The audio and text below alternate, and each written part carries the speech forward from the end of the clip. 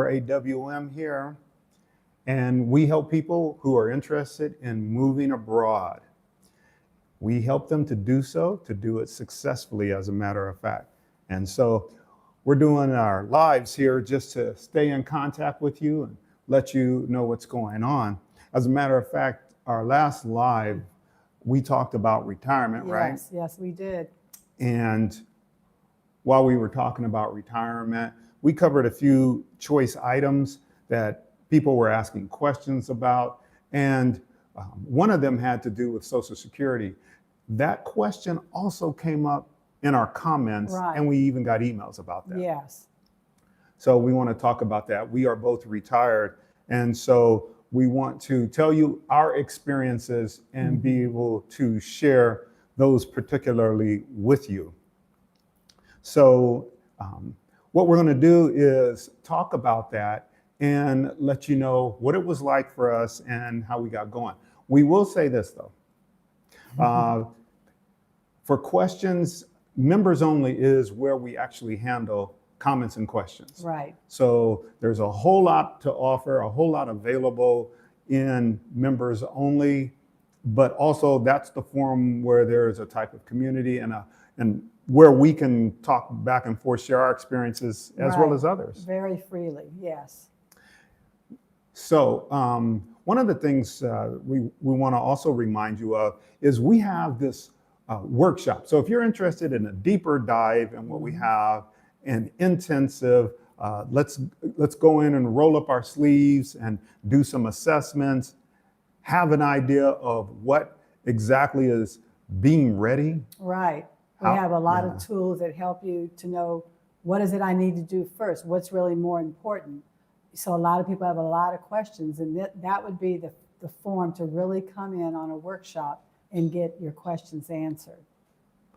So the deal is the workshop is coming up. It's coming up March 7th, and it is it's an opportunity, like I said, for you to roll up your sleeves. One thing I do want you to know is there's early bird pricing, and the early bird pricing is activated now. So you'll want to go ahead and register for it, sign up, so that you get that discounted price before the price increase is triggered. And we were talking about retirement last time. We're going to keep that conversation going. Yes. A lot of people ask about that. A lot of people have questions about it. And I understand there's going to be a little bit of concern. Yeah, because it's like you're in whatever country that you're in. And so you're not sure what are steps different or do things, will I be doing the same thing, or what departments do I have to go through? Excuse me. So a lot of people are just not sure, and they want it, clarity or step by step, or what do I need to do? So this is an area that we went through, and so we were able to kind of walk a lot of people through to help them know what they need to do step by step and how we went through it. So, and plus a lot of times things may change according to depending on what country you might be going to or what state you might live in or something like that. So we are both retired, as I said earlier. And here's the deal. Marlene retired actually before we left. Right. We were still living in the States. And it was at a time where I was trying to decide if I wanted to get a part-time job. I had for years homeschooled my children. And then before we left, living in Maryland to move to California, I had did substitute teaching. So I was at that point where we were living in California. Maybe I'll try to do that there. And then we were talking to a financial person. They were like, hey, have you done your Social Security? Have you done, certain things? I'm like, no, I haven't really done that. So that was a thing that I went on and did that. I was glad I went on and did that and got that taken care of and was able to get a little bit of money back because I was at an age that, because they were like, you could have done that a few years ago. But a lot of times we don't think about that. We have set in our mind, well, I'm going to do it at this age or, so trying to see what's a benefit to that. It worked out. So I was glad that I did that. So a couple things here. I think you mentioned we had a financial planner. So at that point in time, I was still employed and I was working for the U.S. government, happened to be at IRS as a matter of fact. And So we took advantage of a one-on-one call, and you want to do that. You also want to be running your numbers because you can get estimates by just signing on and using the website of Social Security to find out how much money would you get if you retired at this point or at this point. You always want to do that, but get yourself a financial planner. We are not financial advisors. You don't want to take financial advice from us. All we're telling you is our lived experience being expats abroad and receiving our Social Security. Okay, so you did that. Oh, do what she did. Retire before. Our recommendation is you consider retiring before you leave the United States or Canada, wherever you're going to be leaving from. Why is that? Well, because there is a lot of bureaucracy. And you know that about the American government. Just think of that, but you're living in another country now, so it gets further complicated. And you don't really want to have to deal with that. It'd be easier if you take care of it while you're there, while you could still walk into a Social Security office. So I was glad that we did that. Because like you said, there's certain things they may ask you in another country that you didn't have to deal with when you were in your own place. You're like, well, no, we didn't deal with that, or that department didn't come with that, or we didn't need a letter for that. And so they may ask certain things that if you had done it previously, you wouldn't have to go through all these different steps that maybe in the next country you're in, they're asking for things. You're like, it's not jiving, it's not working. So, Now, what I did was I waited. I really didn't think much about it, honestly, while we were in the States. And so we had moved abroad. We had lived a year in one country in East Africa, and we moved to another country here in East Africa. And I decided, after a conversation with a person I really respect, go black to Africa anyway. And in 15 minutes, he showed me numbers and said, dude, basically it's like $1 today is really valuable, no guarantee it's going to be present tomorrow or even have the value tomorrow. So I want my money now is the kind of thing. But I went ahead and I was able to, for those of you who want to know, I was able to do it online and easily retire from here. But I'm not trying to contradict what we said earlier. I still recommend logistically do it from the United States. It's just, I'm telling you that when you move abroad, there's a lot of things you're juggling, and you don't need one more thing to juggle. I guess that's the easiest way to say it. And so, yes, we did go ahead and get those taken care of. Her still in the States, me when we had already moved abroad. All right, what about receiving payments? So we have our bank in America. We still use our bank in America. Our Social Security goes to our American bank. Direct deposit. Yes, thank you. Directly in. Direct deposit. So for those of you wondering, hey, am I going to still be able to do that? Yeah, because we've been doing it for a while. So it works. And I think the thing is, you're wondering, well, how do we access that money? Do I need to have a bank account in the target country who's now going to be hosting me? No, you don't. In fact, there might be complications that come with that. For example, you're now involving a foreign entity and sending your money there, and there may be things that particular country might, how can I put it, have some logistical challenges that you might have to overcome. What we've been able to, we're just sharing our experiences. What we've been able to do is we have been able to use a method to move our money to our virtual accounts. And that way, anytime we need money, we just shift it over. So it's coming from our American bank.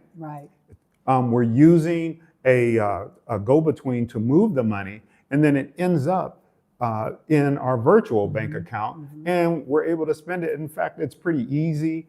Now, if I needed money, have you been able to get money out of the ATM machine? Yes. Yeah. Yes, it comes out Fairly easily. the T shillings, because that's what it is where we are. So yes, that's been no problem. So the thing is, oh, we got a question here. So, all right, Donna Frazier. My goodness, your name sounds familiar. First of all, thank you for your question. Thank you for watching, and we appreciate you. You say that I retired in 2014, so I'm good, but I've been hearing that if you apply for dual citizenship, you could lose your Social Security. I'm in the US right now, but plan to return to Uganda later this year. All right, great question. Number one, I would say, and yes, I worked for the federal government for over 20 years, Justice, NASA, IRS, all that kind of stuff. But one thing I learned way early within the first 2-3 years of my career, it's important that you talk to them to answer your specific question. Right. That's number one. Number two, it's important who you're standing in front of at the time. Yes. Because somebody may not be abiding by the CFR, Code of Federal Regulations. Make sure they show it to you. Make sure they show you the actual policy of whatever they're providing you information on. And yes, there have been times when I've heard different information from different sources. And it doesn't do any good to say, well, HR said. No, there's no, HR doesn't talk. There's an individual with a title and a name and a phone number, and you need those three things. Yes, yes. Anyway, you didn't ask for all that. The deal is citizenship. So our experience has been that you might want to put citizenship, we would change the question, put citizenship further away from you. For example, we get visas and we move around, or you go to, if you're American, go to South Africa, visa-free country, right? There's some visa-free countries. Okay, moving away from there, you can get residency. You can get residency in El Salvador, Botswana, Mauritius, Rwanda. So there are pros and cons to citizenship, and make sure, Donna, that you count the cost of those. So citizenship might have certain requirements that come with it that now I have allegiance with this country. Also make sure you're checking to see, I forgot, my goodness, United States with regard to dual citizenship, because a lot of things are changing under this administration. But anyway, my point is, you can, for example, I know this one off the cuff, we were researching it, Mauritius. As a retired person, you demonstrate that you have $1,500 of monthly income, and they have a retirement residency. Yes. All right. And you're good to go. Or in maybe Kenya or Tanzania, you can buy a $100,000 investment in a home, and you now qualify for a financial residency. Yes. So we in our particular case, we saw no need to be rushing towards citizenship, because I also didn't want the extra baggage that comes with that citizenship kind of a thing. So just something to consider there. Let's see here. So yes, you do want to investigate with Social Security on whether or not that business of dual citizenship is a challenge. Also, it's getting more expensive. Last time I checked, to release your citizenship. I know she didn't say that, but the United States is charging you now to renounce your citizenship, okay? All right, we were talking about direct deposit. We were saying we still get our direct deposit as being retired persons. Next thing is the logistics, the reporting requirements. And here's where we got email questions and so forth. Yes, we did. So the reporting requirements. All right, there is this term called proof of life. It's not exactly a legal term. There's also to make sure your status has not changed, okay? What is the spirit behind this? Sometimes I ask that. I would imagine that if I was the US government and I was pumping out Social Security checks, and then I had people who retired abroad and I'm sending out money to somebody who's not even on US soil Right. anymore, I would want to know that they're still alive and somebody isn't getting their money Right, and running That away it's with still it. legal, that it's That is, still yeah. going, like you say, going to the correct person. Yes. And so I also might want to know their marriage status, if that has changed, if they're divorced, because that affects, I forgot what the term is, your Social Security benefits. Right. If you find that the spouse, one of the spouses is making more money, you can tag on to that. Right. And Social Security did contact us and we Yes, made out, we we did. got more money. We Yeah. sure did. So anyway, I was talking about marriage status. I was talking about whether you're divorced or not. And let's see here. What else? Your address. Has your address changed? Has it changed? Yes. So you have to update these things, and because they could be sending, the monies, but they're not like, it's like it's going through, and they're not like, okay, well, how do we know this person is the right person getting it? So I think it's a yearly thing they want to check, and you have to do like a form to kind of make sure that the monies is going to the correct person. Yeah, it could be every year or two. And this was a surprise to me. I did not know about this. And here we are in another country. She's been getting her benefits. I've been getting mine. And so I'm looking for the form number. It's SSA. Here, let's see here. Oh, goodness. I'm going to find that form number. But anyway, you can do a search online and just go proof of life form, and it'll come up. Do a Google search. It's a simple form. It's only got 2 pages, and the third page is instructions on how to fill it out. Right. The first half of the form is your name and address correct? Have you got married? Have you got divorced? Oh, they do want to know, are you working? Yes. Are you employed? And how much money are you making? Because there are limits to how much money you can make. And this has nothing to do with you living abroad. This is true in the United States also. They want to know how much money you're pulling in. So the deal is, and that's page 1. Page 2, if you're no to all those questions, check the box, no, no, no, no. When you turn over to page 2, there's really hardly nothing left for you because it'll say at the top, if you said no to all those questions, skip down to the bottom and sign it. And you're done. So they've confirmed your address, employment status, marriage status, divorce, all that kind of stuff. And they're good to go. And you know what? When you sign it and send it in, that's a way of indicating to them that you are still alive, that you are a legitimate entity receiving your Social Security benefits. Someone had asked us, and we appreciate a longtime viewer too, thank you for asking, but she had asked, so if they're sending me, they being Social Security, if they are sending me the increases like the COLAs, and they're interacting with me via the mail, doesn't that indicate that I'm still alive? Well, no, it doesn't. It just indicates that someone on the other end responded. Yeah, That's why they do the paperwork to make sure things line up with the information they had in the past. So. Yeah, it's like splice it piece by piece.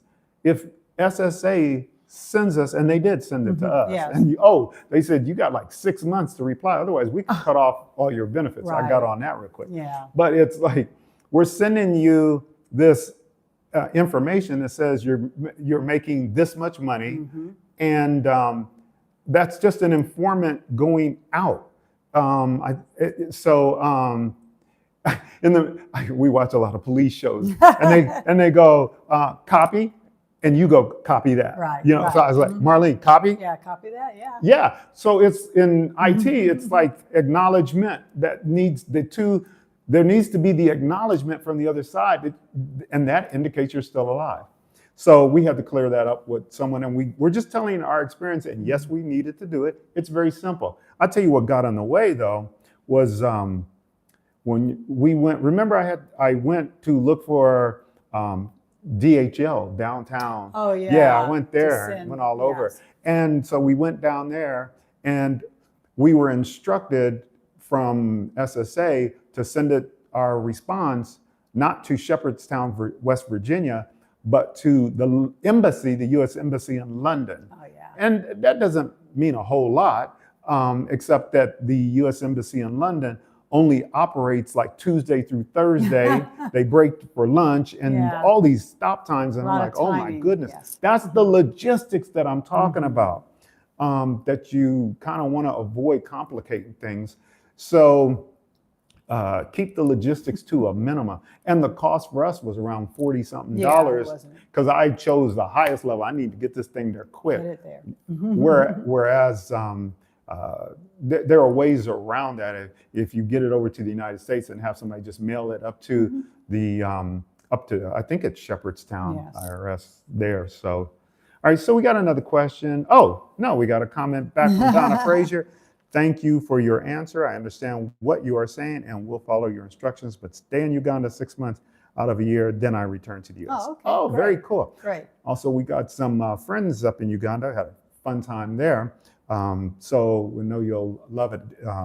Just wondering if you'll be in Kampala. We were in Kabale. That's where we had gone for a little while. One of the things we're getting, you didn't ask for this, but we're making contacts, South Africa, Yes. Rwanda, Nairobi, Uganda, yes. Nairobi, Kenya.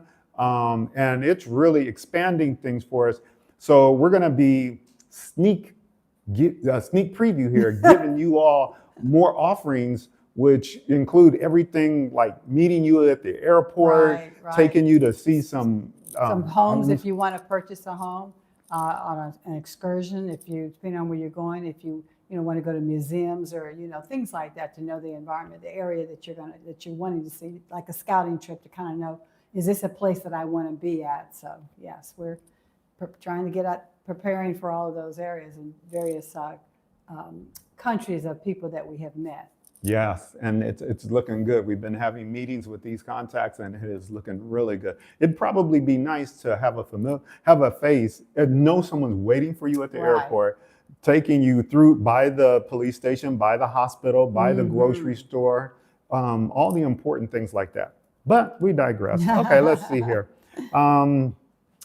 Boy, Social Security, any other things we can think about?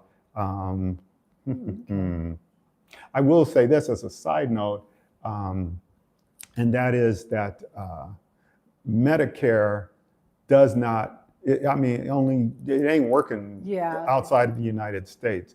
That's one side of the coin. Yeah, that's a U.S. Right. And maybe some other place, but I know it's a Just U.S. going to work over there. Yeah. But the other side of the coin is healthcare outside of the U.S., that's where people go, outside of the U.S., including Mexico. And I know they're in the news now for some things going on. But in general, you're going to get some good healthcare. You're not going to pay out the wazoo. It's not going to cost you an arm and a leg to get your arm and a leg looked at and worked on. Right. And so we found that there are some cities, if you're, one of the things you might want to check on is hospitals and see what it's like, see if you're going to need the medevac also with your health insurance, things like that. We cover all these deeper dive and workshops, okay? Yes.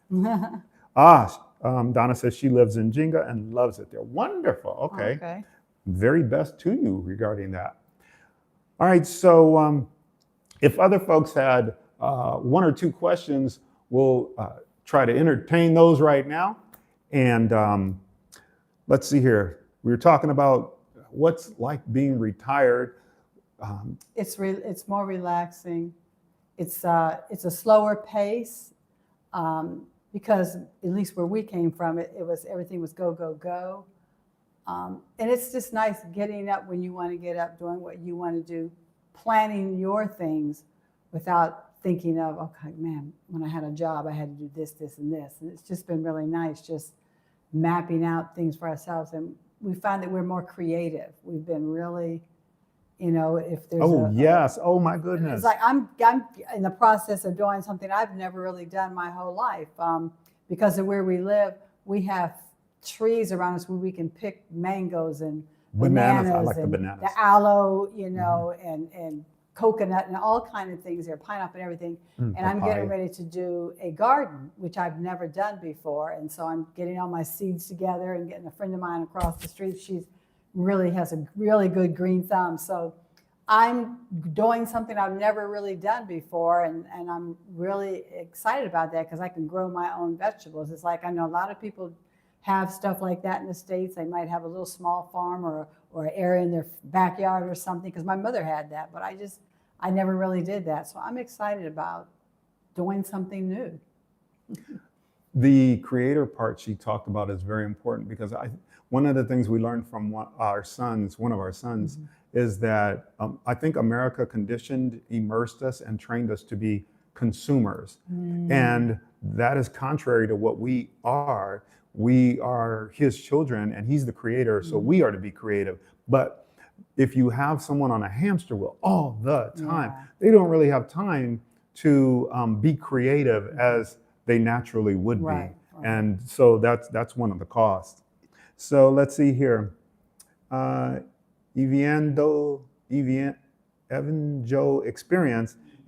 Eve Joe Experience. The print's kind of tiny, y'all. Just like, bear with me, all right?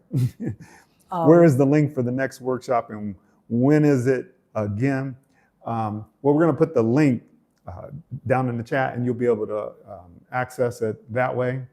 And also, the next workshop is going to be March 7th, okay? That's a Saturday, all right? And it's going to be noon Eastern Standard Time, okay? So you're going to want to register for that now, because the early bird price is available now, but it will not always be available. So the early bird gets the worm. Also, you never know if we might kind of decide to limit the number of occupants. Sometimes we've had so many people in there, you get around 11, 12, 15, whatever people, and it's more challenging to try to give everyone the full attention that they need. So anyway, so I'm saying the early bird gets the worm. Move quickly and take advantage of the early bird pricing. So we got you covered there. There's the link down in the chat. So there you go. Oh, we were talking about being relaxed. We got off the hamster wheel. Yes. And our sons, they run AWM. And we do not receive a penny, and have not, will not, don't receive a penny for that. It is our labor of love to build our family, to work with our sons together, and also to serve others, because that's key. I know we talked about this in the last one, I think we did, and that is, why is it some people make millions of dollars, but they're not fulfilled? And I think there's these 3 C's, which are contribution. Are you making a contribution to society? Are you community? Are you in community? Yes. Are you like networking with others? And that's great, because you're working with a lady from Kenya and the UK on this gardening thing you were talking about. And I'm having a great time talking to other expats. One read me and Josiah's novel, and I was so blessed. She's from the UK and Dominica. And I really thank her, Simcha. Thank you so much for your comments. I posted those on the network, the Facebook page for Noteworthy Tribute, the book. So there was, the community was the last one I said. I said contribution, and then creativity. Yes. Yeah, those 3. Contribution, community, and creativity. So those things, when you're able, and it's up to you to position yourself. Right. Position yourself to be able to do those things, and you will begin to find fulfillment. And I believe that's key. And notice a lot of it really isn't about yourself. It's about what you're doing for others, serving others. And I think a lot of times, a lot of people, before they retire, they're always saying, I want to do this, I want to do that.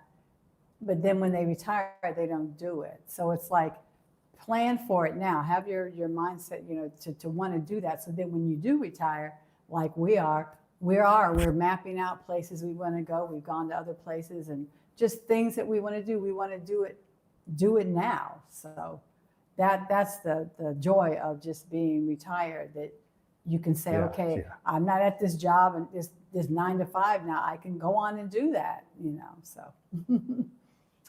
All right, so we are excited to spend this time with you during this live. Thank you for your questions, your comments. Let us know about your experiences. I mean, in the comments, if you're seeing this afterwards, are you already retired? Right, Are you thinking about retiring? And also, let us know, what are your concerns about retirement abroad? So, having said that, we thank you and we look forward to seeing you real soon. All right. Bye-bye.